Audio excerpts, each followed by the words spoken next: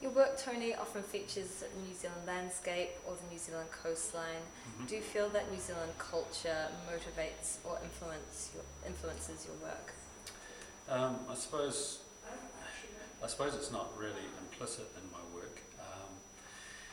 The New Zealand landscape does reflect our culture in a way, in the sense that I sometimes highlight the built environment, the batches and the coastal cottages that I think have a very special New Zealand character to them. And I think people relate to my coastal images quite a lot because in New Zealand, as a culture, we spend a lot of time on the fringes, on the coast, enjoying ourselves, holidaying, fishing, so forth. So from that angle, I suppose it does reflect the New Zealand culture. What themes or issues do you wish the viewer to take away with them when they look at your work? I don't work with a particular theme in mind. There's no sort of heavyweight themes sort of coming through my work. It is, I guess, on one level, a pictorial interpretation of New Zealand landscape. But I suppose I'd like people to appreciate what I've done on an aesthetic level. I put a lot of effort into creating sort of worthwhile compositions and getting a good balance in my work, but also expressing special parts of the landscape.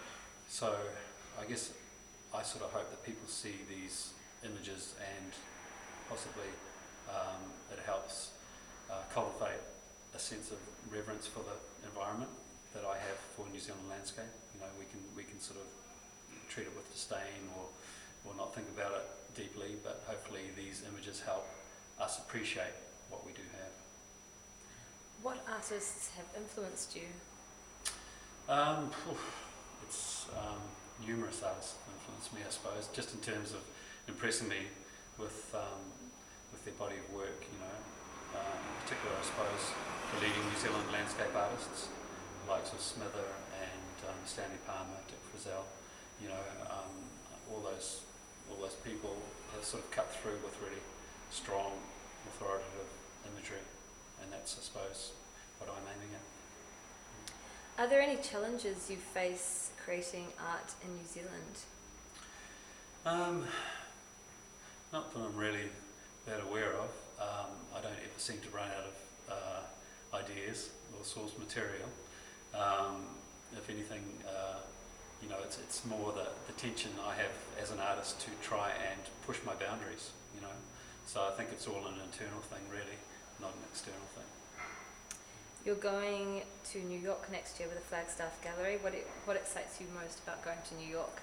I'd be very excited if I was going myself, but I'm not sure whether I can.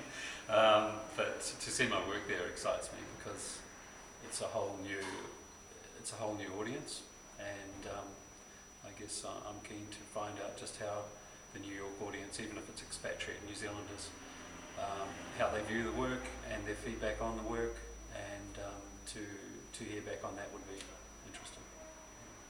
And what do you hope to bring to the exhibition? I hope to bring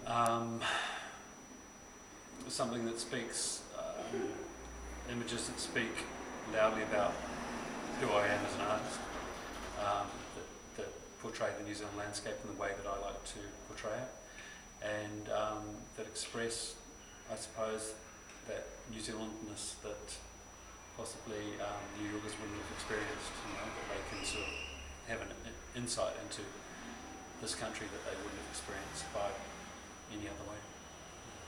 And finally, what are your thoughts on the Flagstaff Gallery bringing contemporary New Zealand art to New York?